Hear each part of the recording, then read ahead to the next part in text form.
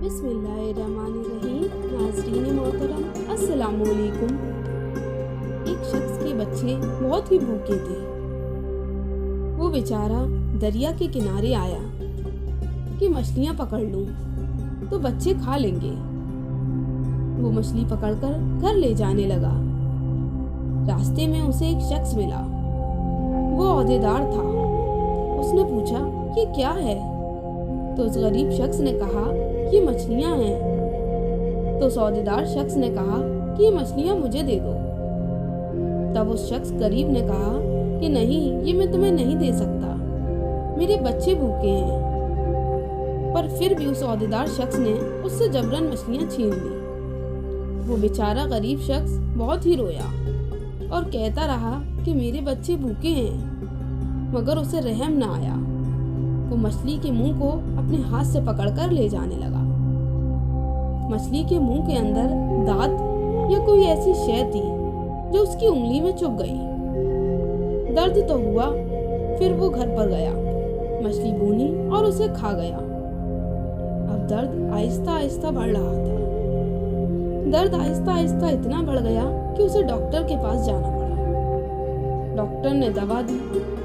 कई दिन तक दवा खाने के बाद भी उसका दर्द कम ना हुआ। तो फिर डॉक्टर ने उसके हाथ की जांच वगैरह की और डॉक्टर ने उससे कहा कि तुम्हारे पंजे में जहर फैल जाएगा अगर तुम्हारी उंगली नहीं काटी गई, और पंजा बचाना चाहते हो तुम्हें अपनी ये उंगली कटवानी पड़ेगी। अब उस बेचारे औहदेदार का ऑपरेशन हुआ। उसकी एक उंगली कट गई। कुछ दिन तक तो वो बेचारा सही रहा, लेकिन कुछ दिन बाद उसके फिर बहुत दर्द होने लगा। वो फिर डॉक्टर के पास गया। डॉक्टर ने उसके हाथ की फिर से जांच की तो डॉक्टर ने कहा, तुम्हारे हाथ के पंजे में तो जहर फैल गया है और अगर तुम अपना बाजू बचाना चाहते हो तो तुम्हें अपना पंजा कटवाना होगा। अब वो बेचारा औहदेदार शख्स बड़ा ही परेशान, लेकिन अब करता भी क्या। फिर उसका ऑपरेशन हुआ जिसमें उसका पंजा काटना पड़ा। अब फिर कुछ दिन तक तो वो सही रहा, लेकिन फिर उसके बाजू में दर्द होने लगा। वो बेचारा फिर डॉक्टर के पास गया। डॉक्टर ने उसके बाजू की जांच की तो पता चला कि उसके बाजू में भी जहर फैल गया था। तो डॉक्टर ने उससे कहा कि अगर तुम जिंदा रहना चाहते हो तो तुम्हें अपना बाजू कटवाना पड़ेगा। अब वो बेचारा औहदेदार बड़ा ही परेशान, लेकिन करता भी क्या। उस बेचारे का फिर से तीसरी मर्तबा ऑपरेशन हुआ जिसमें उसका बाजू भी काटना पड़ा। अब वो बेचारा बहुत ही परेशान हो गया। तो उससे किसी ने कहा, तुमने कोई ऐसा काम तो नहीं किया है जिससे तुम्हें ये तकलीफ हो रही है? अब उस औहदेदार शख्स ने याद किया तो उसी में इसको वो मछली वाला वाकया याद आ गया कि मैंने एक आदमी से जुल्मन मछली छीनी थी और उसके बाद से मुझे ये तकलीफ शुरू हुई है। अब वो औहदेदार आदमी उस गरीब आदमी को ढूंढ रहा है। बड़ी ही मुश्किल से वो गरीब आदमी इसको मिला। उसने उससे कहा कि तुमने मुझे पहचाना? तो उस गरीब ने कहा, हाँ, मैंने तुम्हें पहचान लिया।